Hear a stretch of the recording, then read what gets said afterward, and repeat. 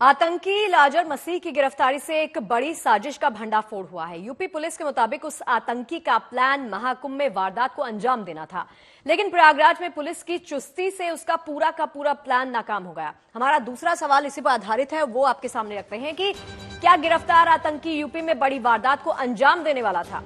UP के DGP ने दावा किया है कि आतंकी के निशाने पर महाकुंभ था और वो दुनिया के सबसे बड़े आयोजन में खलल डालना चाहता था।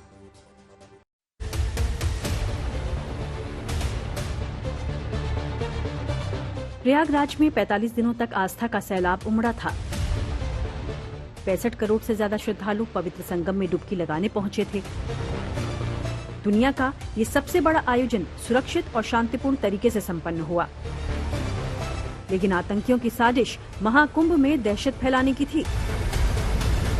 कुंभ में इतने बड़े कांड करने की जरूरत नहीं थी। एक छोटा सा कांड भी कुंभ में बहुत बड़ी त्रासदी कर सकता था।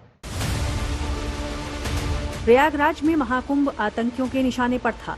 देश के दुश्मनों ने महाकुंभ के दौरान प्रयागराज में आतंक की ऐसी साजिश रची थी जिसका असर पूरे देश पर हो सकता था। आतंकियों ने महाकुंभ को बाधित करने के लिए वहां पर हमले का प्लान बनाया था। इस बात का खुलासा यूपी के कौशाम्बी से आतंकी लाजर मसीह की गिरफ्तारी से हुआ। इसके पास कुछ ऐसे गोला बारूद हैं जिसके द्वारा यह महाकुंभ के दौरान कोई विध्वंसकारी घटना कर सकता है। लाजर मसीह पाकिस्तान में बैठे आतंक के आकाओं के सीधे संपर्क में था और उसकी योजना महाकुंभ के दौरान प्रयागराज में एक बड़ी वारदात को अंजाम देने की थी, लेकिन पुलिस की सक्रियता की वजह से उसका प्लान नाकाम हो गया। कि महाकुंभ के आयोजन के पहले ऐसे विघटनकारी तत्वों के द्वारा जो कि देश और विदेश में मौजूद थे, उनके द्वारा गड़बड़ी फैलाने की तथा कुछ ऐसी घटनाएं कारित करने की सूचना दी गई थी और यह सूचना विभिन्न एजेंसियों के माध्यम से हम लोग को प्राप्त हुई थी। मसीह के पास से जिस तरह के हथियार मिले हैं, उससे साबित होता है कि उसका मकसद बेहद खतरनाक था। उसके निशाने पर केवल प्रयागराज ही नहीं बल्कि अयोध्या और वाराणसी भी थे। इन दोनों जगहों पर भी महाकुंभ के दौरान भारी भीड़ पहुंची थी। मसीह का इन धार्मिक जगहों पर हमला कर देश में अशांति फैलाने का प्लान था।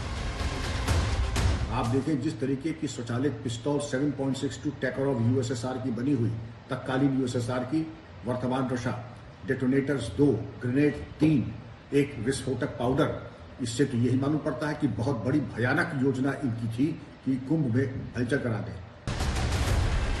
लाजर मसीह अमृतसर का रहने वाला था। उसका आधार कार्ड गाजियाबाद का था और वो रह रहा था कौशाम्बी में। जाहिर है उसने अपनी पहचान छुपाने की पूरी तैयारी की थी और उसकी इस कोशिश में उसकी मदद कुछ और लोगों ने भी की। लिहाजा पुलिस अब आतंकी के मददगारों की भी तलाश सरगर्मी से कर रही है। उसके पास से जो आधार कार्ड मिला है वो गाजियाबाद का है। रहने वाला ये अमृतसर का है। रहने वाला अमृतसर का, आधार कार्ड मिल रहा है आपका गाजियाबाद के पते का। और इसका नाम अगर आप देखें, ये रहने वाला अमृतसर का है। इसने अपना नाम है इसका लजर मसीह। अब लजर मसीह है तो क्या ये ईसाई है, क्या ये सिख है, जो भी हो, लेकिन इसने एक बात तो बिल्कुल स्पष्ट है कि इसने अपने नाम और हुलिया छुपाने का पूरा प्रयास किया, जैसा कि आधार कार्ड, रहने का स्थान जो इसने छुपाया, नाम से भी छुपाया। यूपी सरकार ने महाकुंभ के दौरान प्रयागराज में सुरक्षा के पुख्ता इंतजाम किए थे। पूरे इलाके के चप्पे चप्पे पर पुलिस की नजर थी। लिहाजा प्रयागराज में आतंकियों की दहशतगर्दी का पूरा प्लान फेल हो गया। ये अपराध के प्रति जीरो टॉलरेंस की नीति अपनाने वाली सरकार है।